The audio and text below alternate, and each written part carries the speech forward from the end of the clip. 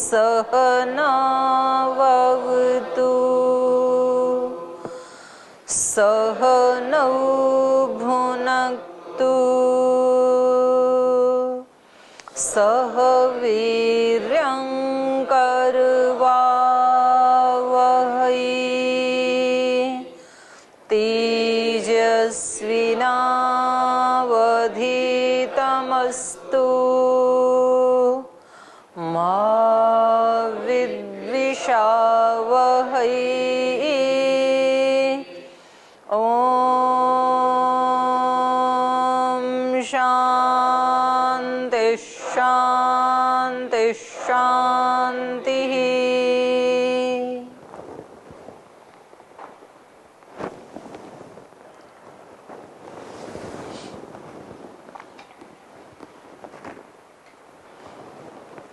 कल हम अध्ययन कर रहे थे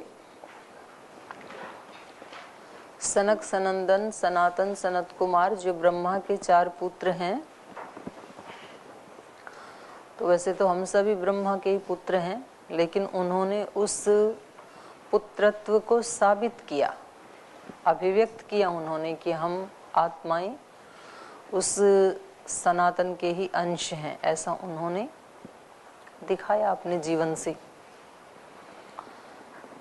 तो एक बार सुमेरु पर्वत के ऊपर ब्रह्मा की सभा हो रही थी। ब्रह्मा ने कोई सभा ली, मीटिंग ली, तो उसमें ये भी पहुंचे। तो वहाँ गंगा बह रही थी और जैसे ही नारद जी वहाँ पे पहुँचे, भगवान नाम का सिमरन करते हुए। नारद जी का चरित्र ऐसा है कि वो अहर्निश भगवत नाम का स्मरण करते रहते हैं, उसका जाप करते रहते हैं।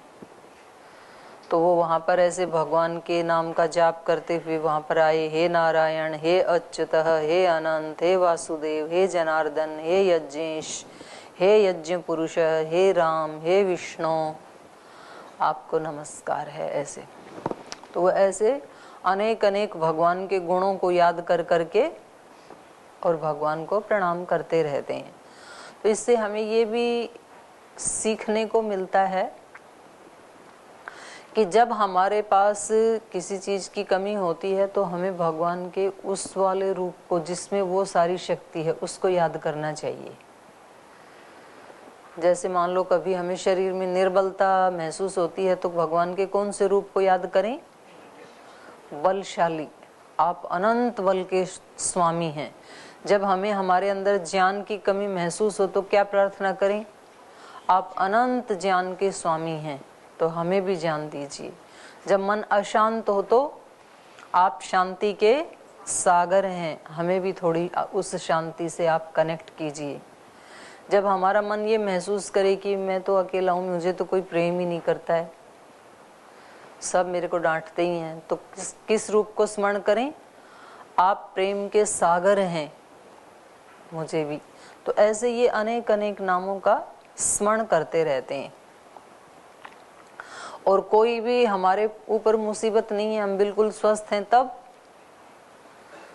किसी भी रूप का स्मरण करके और अपने आप को समर्पित करें कि मैं आपको कभी ना भूलूं, मेरी ऐसी स्थिति हमेशा बनी रहे, आपके चरणों में मेरी अनन्य भक्ति सदा सर्वदा सर्वत्र बनी ही रहे, ऐसी प्रार्थना करें हम। तो जैसे ये आए तो उन्होंने भी प्रणाम किया और नारद ने उनका प्रणाम स्वीकार किया।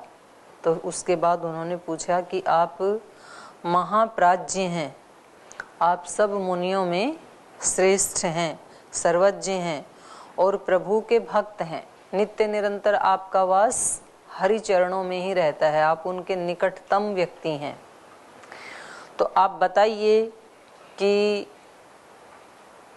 हम उनको कैसे प्राप्त कर सकते हैं, उस विष्णु को जिसने ये अखिल जगत बनाया है, स्थावर जंगम सारे जगत की जिन्होंने रचना की है और गंगा जिनके चरणों से अभिव्यक्त होती है, उस श्री हरि को हम तत्व से कैसे जान सकते हैं? आपके सिवाय हमें ये और कौन बता सकता है?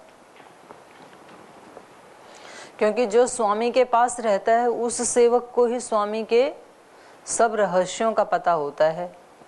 वो कब उठते हैं, कब बैठते हैं, क्या खाते हैं, क्या स्वभाव है, किससे खुश होते हैं, कौन सी चीज से उनको बुरा लगता है, उसको सब पता होता है। तो जो सबसे निकटतम सेवक होता है उससे पूछा जाता है।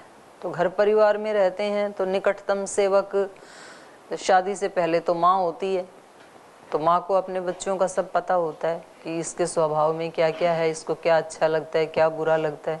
शादी होने के बाद पत्नी होती है या पति होता है।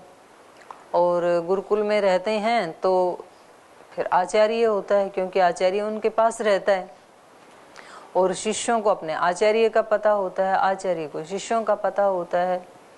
तो जो जिसके ज्यादा निकटतम रहता है उसको उसका पता होता है। तो इसलिए क्योंकि ये हमेशा भगवान के ही श्री चरणों में रहते हैं, तो इन्होंने कहा आपके सिवाय मुझे उनके बारे में, हमको उनके बारे में कौन बता सकता है। जैसे नचिकेता ने यमाचार्य से क्या पूछा था कि मृत्यु के बारे में आपके सिवाय और कौन बता सकता है, क्योंकि आप तो मृत्यु के स्वामी हैं, आप तो उसके निकटतम रहने वाले हैं, मौत के आप ही उसके देवता हैं।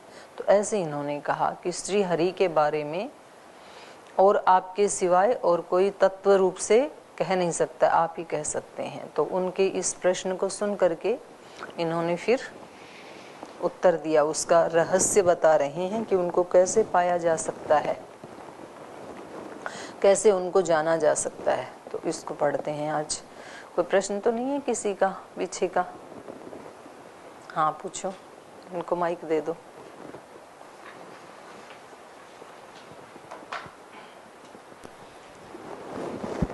ओम दीदी प्रणाम। दीदी कल जो ऋषियों के बारे में चर्चा चल रही थी, सनक सनंदन आदि, ब्रह्मा ऋषि, राज ऋषि, ये सब के बारे में। हाँ। तो समझ में नहीं आया था कि किसको राज ऋषि कहें या किसको ब्रह्मा ऋषि, ये समझ में नहीं और आया। जो राज्य का कार्य संभालते हुए भी ऋषि जैसे जीवन जिए वो राज ऋषि। जो देवों के मध्य में रहते हुए, देवता तो क्योंकि सुख भी लेते हैं ना, और ऋषि जो है वो निर्लिप्त रहता है। तो जो देवों के बीच में रहते हुए भी ऋषि, वो देव ऋषि, जैसे कि नारद हैं। देवता तो बहुत बड़े ऐश्वर्यों को भोगते हैं, लेकिन नारद जी नहीं भोगते। नारद जी केवल भगवान नाम का चिंतन करते रहते हैं। तो देवानाम मध्य यह ऋषि स देव ऋषि। और बोलो। ब्रह्मा ऋषि, ब्रह्म ऋषि जो नित्य निरंतर ब्रह्म में ही लीन रहे, वो सबसे ऊंची स्थिति है। मतलब उसमें द्वैत मिट जाता है, अद्वैत। छोटा ब्रह्म, जूनियर ब्रह्म जैसे जिए जो होते हैं ना, ऐसे जैसे कोई माँ की तरह से बिहेव करे तो उसको बोलते हैं छोटी माता जी है, हैं? छोटा भीम, छोटा भीम सीरियल आता है तो उसको याद आया कि जो भीम की तरह आचरण करता है वो छोटा भीम, हनुमान की तरह आचरण करे तो छोटा हनुमान। आप कौन से छोटे हो?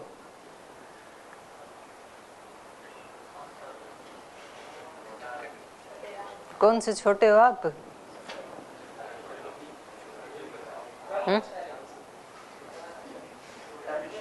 छोटे ऋषि, ऋषि कुमार बोलते हैं। छोटे योगी, छोटे योगी, छोटे ऋषि,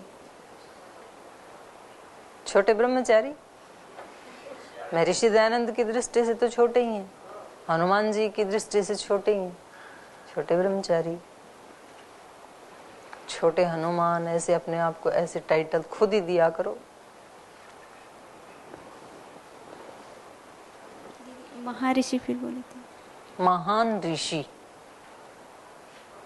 महान चासौ ऋषि च, महान भी है और ऋषि भी है, उसको कहेंगे महर्षि। वो ये भी गुरुजन ही तय करते थे। जैसे अभी आज के युग में तो डिग्रियां चल गई, तो डिग्री तय करती है कि ये व्यक्ति बीए है, ये एमए है, पीएचडी है। वो डिग्री है तो आप वो हैं। पर प्राचीन काल में डिग्रियां तय नहीं करती थी, उनके गुरुजी तय करते थे कि इस व्यक्ति में ये योग्यताएं हैं तो इसका मतलब ये ऋषि है।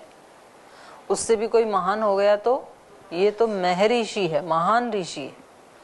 फिर कोई उस तरह की जिम्मेदारियां निभाते हुए भी वैसा जीवन जी रहा है जनक जैसे, तो उसको फिर कहेंगे ये तो राज ऋषि। तो ये गुरुजन देते थे उपाधि, अपनी इच्छा से कोई तय नहीं कर सकता है। तो ऐसे था। तो ये उस समय की शिक्षा की डिग्रियां हैं, आप ये समझ लो, उपाधियां हैं। और उपाधि तो गुरुजन ही देते हैं ना। हाँ, तो उस समय आचरण के आधार पर डिग्रियां मिलती थी, आजकल कागज पत्र के आधार पर डिग्रियां मिलती हैं। हो गया, चलो। वो तो मेरे को याद नहीं रहा। धातु पाठ तो आप याद कर रहे हो, आप ढूंढ के लाओ।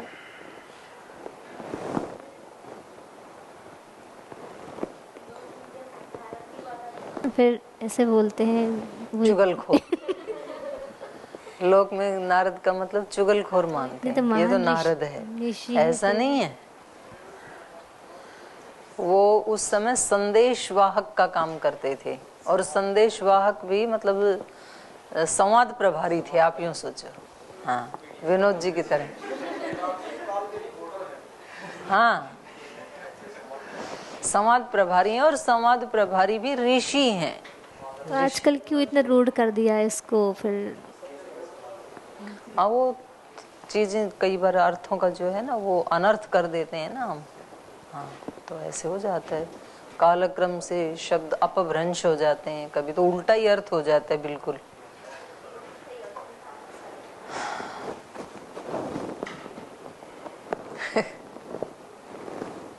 चलिए, तो अब इन्होंने उस ब्रह्म को कैसे प्राप्त किया जाए, उसका यथार्थ रूप क्या है, उसका विवेचन ये कर रहे हैं नारद जी। नमः पराय देवाय परात् परतराय च परात् पर निवासाय सगुणाय गुणाय च धर्माधर्म स्वरूपिणे विद्या विद्या स्वरूपाय स्वस्वरूपाय ते नमः। यो दैत्यहन्ता नरकान्तकश्च भुजाग्रमात्रेण च धर्मगोप्ता भूभारसङ्घात विनोदकामं नमामि देवं रघुवंशदीपम्। आविर्भूतश्चतुर्धायः कपिभिः परिवारितः हतवान् राक्षसानीकं रामं दाशरथिं भजे। एवम् आदिन्यनेकानि चरितानि महात्मनः तेषां नामानि संख्यातुं शक्यन्ते नाब्दकोटिभिः। अलम।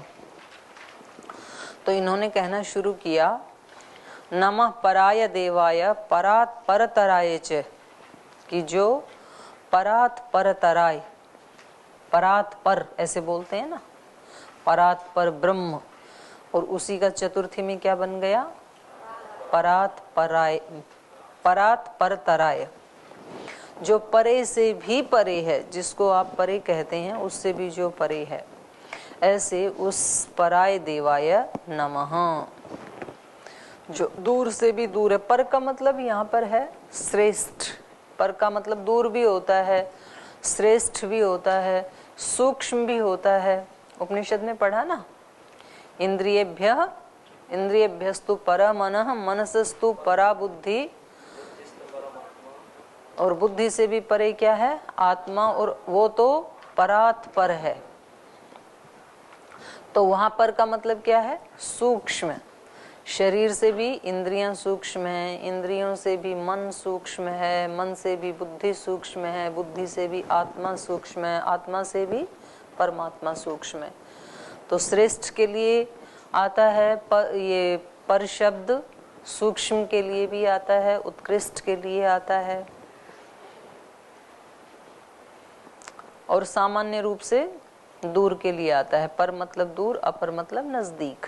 तो यहाँ श्रेष्ठता के लिए कहा है कि वो ईश्वर क्या है, श्रेष्ठों में भी श्रेष्ठतम है। तो उसके लिए हमारा प्रणाम है। परात् पर निवासाय सगुणाय अगुणाय च,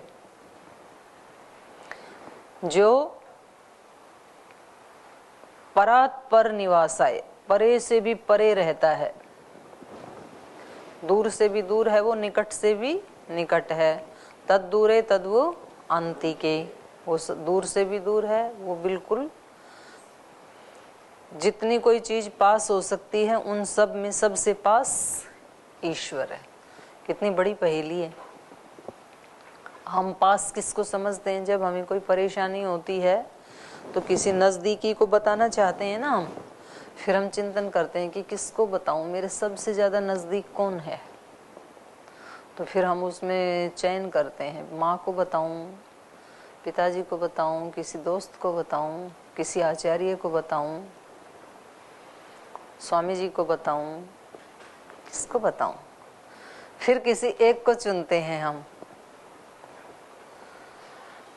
और सबसे ज्यादा नजदीक कौन है वो हमें दिखता ही नहीं है, उसका तो ख्याल ही नहीं आता है कि इन सारों से भी नजदीक तो कोई है। ईश्वर सर्वभूतानां हृदयेशे तिष्ठति अर्जुन, वो हृदय देश में ही रहता है।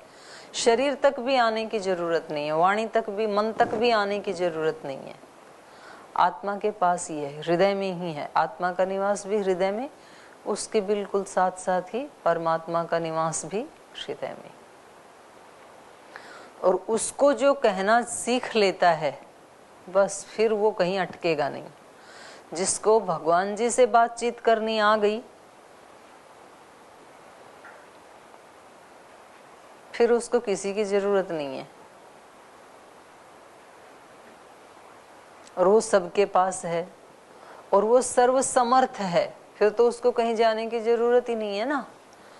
आप उस व्यक्ति को ही तो बताना चाहते हैं कि जो समर्थ हो, सुनने में समर्थ हो। सुनने में समर्थ मतलब आपका सुन के किसी दूसरे को ना बताइए, उसको बताना चाहते हैं। तो आप ढूंढते हैं कि भाई इस व्यक्ति को बताना तो बेकार है, ये मेरे से सुन के दूसरों को बता देगा। तो आप कोई ऐसा ढूंढते हैं कि जो अपने पास उसको रख सके। लेकिन उसमें हमारे से त्रुटि ये होती है कि जब मैं मेरी बात को मेरे पास नहीं रख पा रहा, मेरे को इतनी कुलबुली हो रही है, तो दूसरे वाला कैसे रख पाएगा? वो भी तो कमजोर हो सकता है ना मेरी तरह से, तो वो भी बता सकता है, लीक कर सकता है किसी बात को। आज नहीं बताएगा तो वर्षों बाद बता सकता है, कभी कोई ऐसी परिस्थिति आए। तो सबसे ज्यादा विश्वसनीय और गोपनीय रखने वाला कौन है? ईश्वर। वो कभी नहीं बताएगा किसी के सामने आपकी को, आप खूब जी भर के उसको बता लो एकांत में बैठ के। और यही होता है, व्यक्ति की आधी समस्या का समाधान तो तभी हो जाता है जब वो किसी को बता देता है, खाली हो जाता है।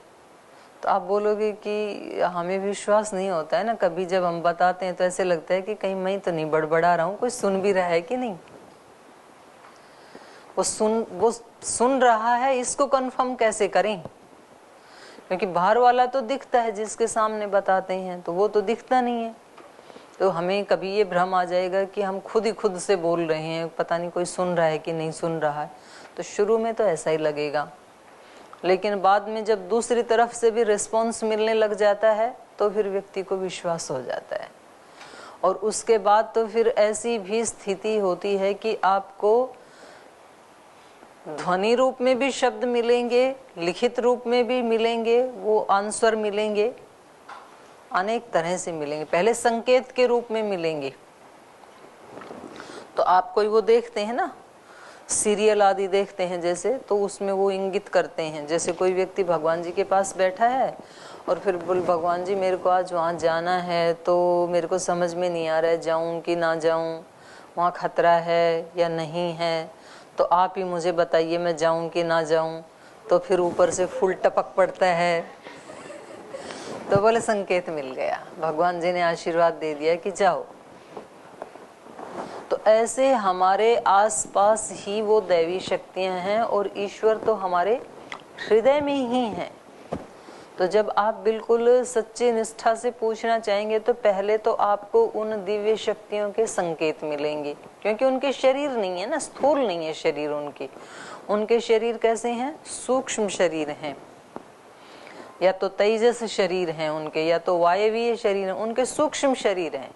उनके पास ये 5 भौतिक शरीर नहीं है, पार्थिव शरीर नहीं है उनके पास।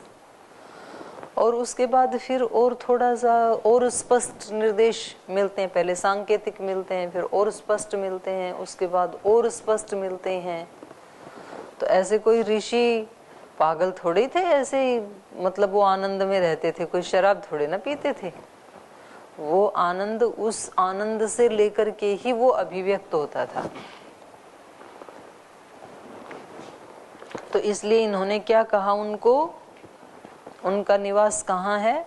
परात पर निवासाय, परे से भी परे है उसका निवास। परे से परे किसका है, किसके लिए है? अज्ञानी के लिए।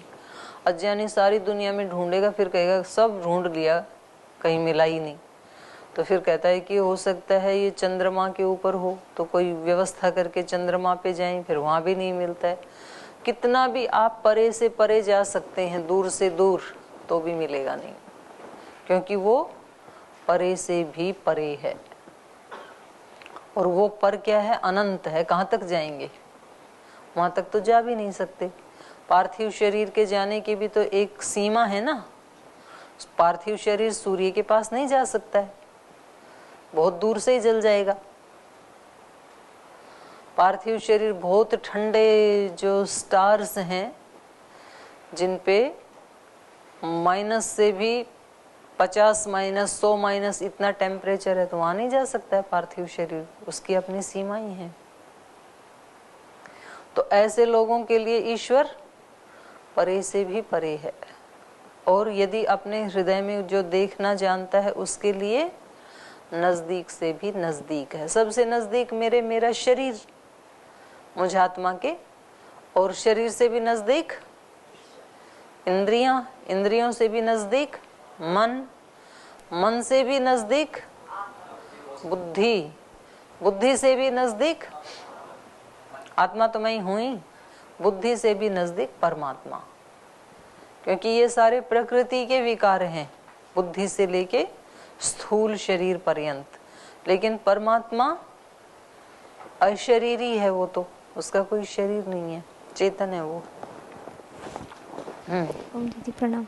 दीदी आपने कहा ना, जो अज्ञानी होते हैं वो ढूंढते रहते हैं, फिर उसको मिलते नहीं है। लेकिन एक बात है, जो ढूंढेंगे, ज्ञान होगा तभी ना वो ढूंढेंगे, तो उसको फिर अज्ञानी कैसे कहेंगे? नहीं, जो ढूंढेगा उसके लिए तो फिर मिल ही जाएगा उसको। तो अज्ञानी तो उसको कहेंगे ना कि जो उसको ढूंढना भी नहीं चाहता है, वो मान लेता है ऐसे कि कहाँ है, मैं तो वहां गया। क्योंकि वो कैसे ढूंढ रहा है? अज्ञानी स्थूल रूप में ढूंढ रहा है। वो मंदिर में जाते, बोले मंदिर में तो नहीं मिला, मस्जिद वालों के यहाँ जाते हैं, तो यहाँ भी नहीं मिला, तो चलो अब गुरुद्वारों वालों के यहाँ जाते हैं। तो इस तरह से जो ढूंढने वाला, उसको अज्ञानी कहा। और जो जिस तरीके से ऋषियों ने ढूंढा, वैसे वो ढूंढता है, यम नियम का पालन करता है, श्रेष्ठ जीवन जीता है, ध्यान लगाता है, प्राणायाम करता है, कि आज नहीं मिला तो कल मिलेगा। तो उसको फिर अज्ञानी नहीं कहेंगे, उसको तो मिल जाएगा।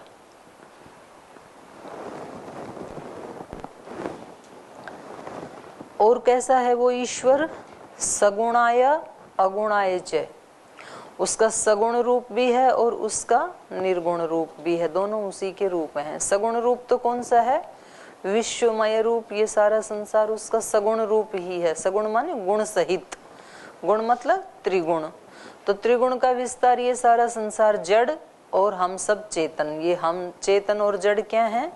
ईश्वर का ही रूप है, जिसको एक शब्द में कहेंगे तो विश्वमय रूप। और अगुणाय माने निर्गुण, गुण से रहित, त्रिगुण से रहित, जो विशुद्ध रूप है ब्रह्म का, वो। तो उनके दोनों ही रूपों को ये प्रणाम कर रहे हैं। नमः सगुणाय अगुणाय च। उस सगुण साकार विश्वमय रूप वाले उस ब्रह्म के लिए भी प्रणाम है। और अगुणाय,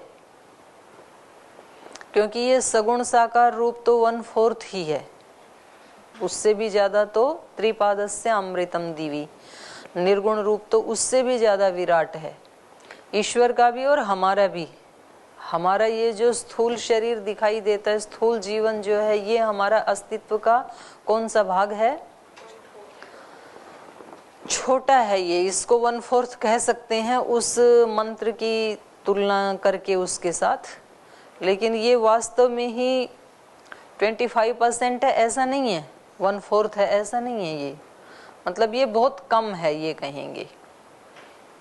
तो व्यक्ति की जो शारीरिक ताकत है वो तो बहुत कम मूल्यवान है वो, लेकिन कम है, लेकिन क्योंकि उससे भी ज्यादा मूल्यवान तो उसकी मानसिक ताकत है। कोई व्यक्ति शरीर से व्यायाम प्राणायाम सब करता है, अच्छा खाना खाता है, बलवान है, लेकिन मन से इतना कमजोर है, तो फिर वो जीवन में कोई बड़ा काम नहीं कर पाएगा ना, मन से जो हार गया। तो शरीर को बलवान करने के साथ साथ मन को भी बलवान करने की एक्सरसाइज करनी चाहिए। मन को बलवान बनाने की एक्सरसाइज क्या है? स्वाध्याय। ये जो पढ़ रहे हैं ना अच्छी पुस्तकें, ये विचार, ये मन को बलवान बनाते हैं। और फिर मन तो बलवान बना लिया हमने, अच्छे विचार कर रहे हैं, बुद्धि निर्णय नहीं ले पाती है, बुद्धि डामाडोल है, कमजोर है बहुत। तो 5 दिन इधर चलते हैं, फिर 5 दिन उल्टे चलते हैं। 5 दिन सुबह 4 बजे उठते हैं, फिर 7 दिन 6 बजे तक सोते हैं। 5 दिन रोजाना 25-25 सूत्र याद करते हैं, फिर 15 दिन करते ही नहीं है। तो बुद्धि निर्णय नहीं ले पाती है ना, क्या ठीक है, डामाडोल हिलती डुलती रहती है। तो फिर बुद्धि को भी बलवान बनाना है। तो बुद्धि को बलवान बनाने के लिए कौन सी एक्सरसाइज है? ध्यान। जितना जितना चित्त समाहित करने की प्रैक्टिस करेंगे ना, एकाग्र करने की मेडिटेशन, उतनी उतनी बुद्धि बलवान होती जाती है, समाहित होती जाती है वो। फिर तो किसी चमत्कार से कम नहीं है ध्यान। बहुत सारे जैसे चमत्कार होते हैं ना, तो ऐसे जीवन में चमत्कार होता है जो नियमित रूप से ध्यान करता है तो। और यदि बुद्धि कमजोर है तो फिर थोड़े दिन ध्यान करेगा, थोड़े दिन छोड़ देगा, फिर ध्यान करेगा, फिर छोड़ देगा, तो फिर वो हिलती डुलती रहती है, वो कमजोर मानी जाती है फिर। तो इसलिए इन्होंने कहा सगुणाय अगुणाय च। मैं तुम्हें ये बता रही थी कि हमारे अस्तित्व में भी जो हमारा सूक्ष्म भाग है वो ज्यादा बलवान है। जिसकी बुद्धि महान वो व्यक्ति महान, चाहे उसका शरीर दुबला पतला भी क्यों ना हो। और जिसके मन बुद्धि कमजोर, वो चाहे कितना भी हट्टा कट्टा क्यों ना हो, तो फिर वो हार ही जाएगा। तो सूक्ष्म जो है वो स्थूल से भी ज्यादा बलवान होता है। तो स्थूल को भी बलवान रखने के लिए प्रयास करना चाहिए, करते भी हैं, लेकिन उससे भी ज्यादा प्रयास करना चाहिए सूक्ष्म को बलवान बनाने के लिए। इसलिए आजकल अच्छे स्कूलों में छोटे छोटे बच्चों का IQ लेवल भी चेक किया जाता है, EQ लेवल भी चेक किया जाता है, इमोशनल पावर कितनी है इसकी। IQ तो बुद्धि, इसका इंटेलेक्ट कितना शार्प है।